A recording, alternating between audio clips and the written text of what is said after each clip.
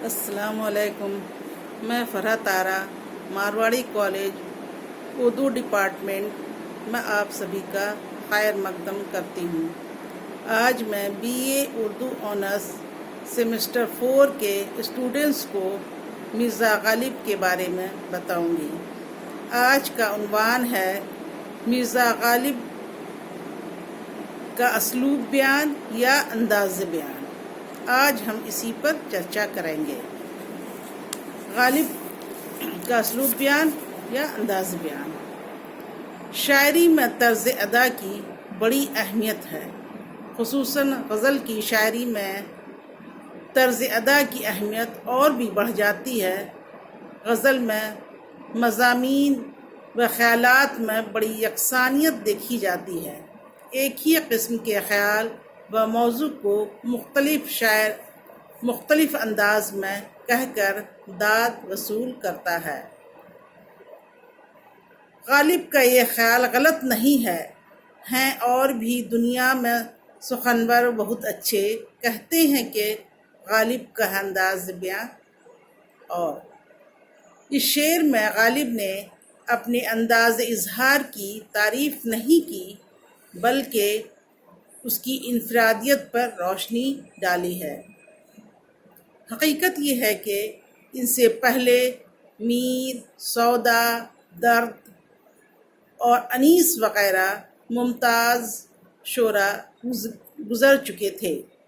میر کا مخصوص اسلوب غزل کے لیے بہت موزوں اور تسلیم پا چکا تھا اور انہیں استاد فن کا درجہ مل چکا تھا۔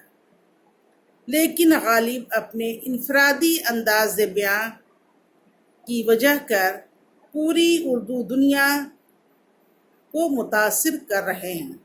اگر یہ کہا جاتا ہے تو غلط نہیں ہے کہ غالب کے آرٹ کی وجہ کر غزل حدیث دلبراں سے بڑھ کر حدیث زندگی بن چکی ہے۔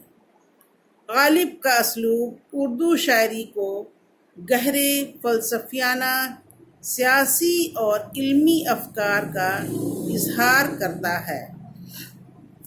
غالب اپنی ابتدائی شاعری میں مرزا بیدل سے متاثر نظر آتے ہیں۔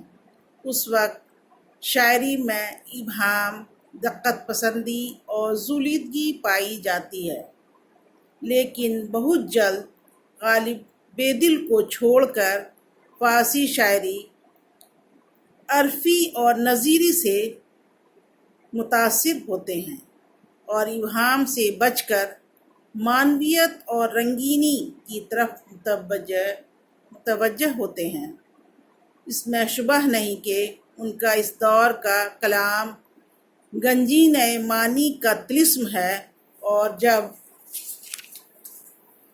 انہیں اشاروں میں جہاں معنی آباد کرنا آ گیا تو انہیں میر کی سادہ اور سلیس طرز ادا کو اپنانے میں دیر نہیں لگی۔ میر کے رنگ میں غالب کے جو اشعار ہیں وہ میر کے رنگ میں ڈوبے ہوئے ہیں۔ جو غالب کی انفرادیت کی مظہر ہیں۔ کچھ شعر ہیں، کہتے ہیں کیا وہ نمرود کی خدائی تھی، بندگی میں میرا بھلا نہ ہوا۔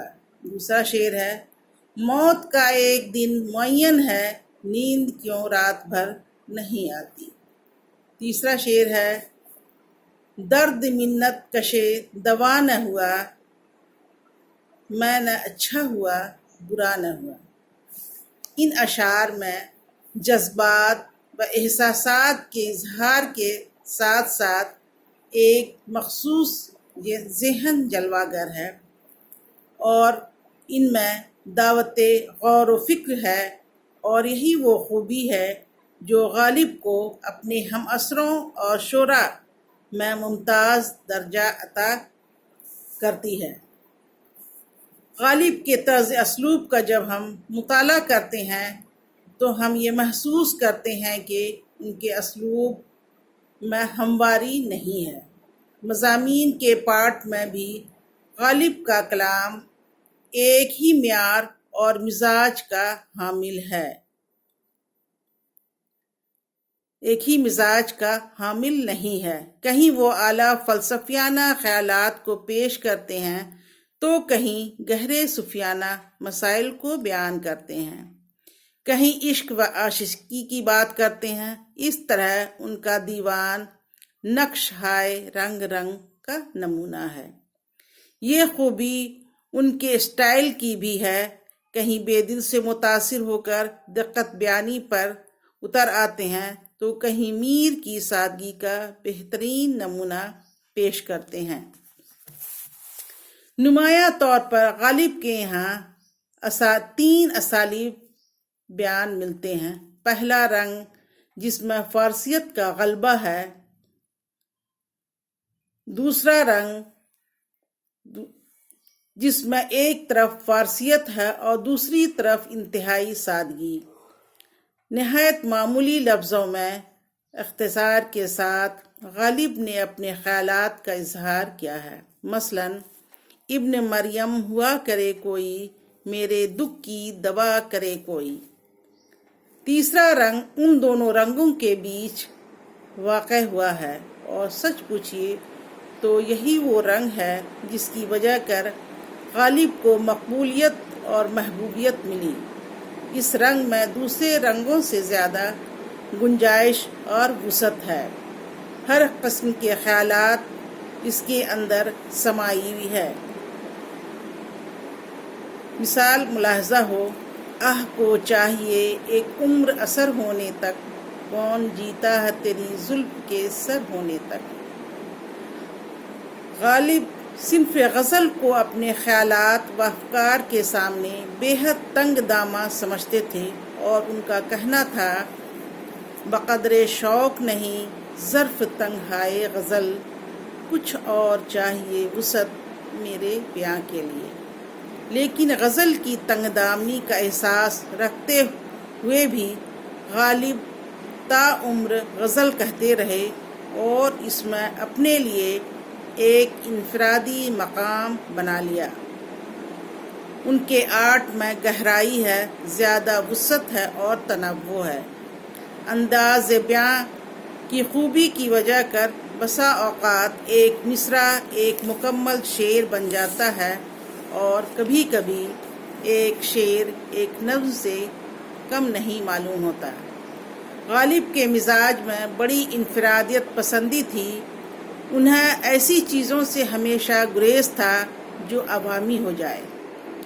شعر و شاعری کے سلسلے میں بھی یہ خیال رکھتے تھے کہ شاعری خاص کی چیز ہے، عوام کی نہیں۔ یہی وجہ ہے کہ وہ اردو غزل میں اپنے لیے ایک مخصوص روش بناتے ہیں اور تا عمر اس روش خاص پر نازا رہے۔ انہیں اس بات کی بھی پرواہ نہیں رہی کہ ان کے زمانے کا مزاج اور مذاق کیا ہے۔ وہ کہتے ہیں نہ صلے کی تمنا نہ ستائش کی پرواہ، نہ سہی گر میرے اشعار میں مانی نہ سہی۔ اس طرح غالب کے طرز ادا میں فارسی تراکیب اور بندش کی چستی بھی ایک خاص اہمیت رکھتی ہے۔ ان کے اشعار کے بعض ٹکڑے ضرب المثل بن کر رہ گئے ہیں، ان کے یہاں نغمگی بھی ہے اور زور تمنائی بھی۔ مختصر یہ کہ غالب اپنے مخصوص طرز بیان کی وجہ کر اردو شاعری میں ہمیشہ کے لیے یادگار بن گئے۔ آج کے لیے بس اتنا ہی۔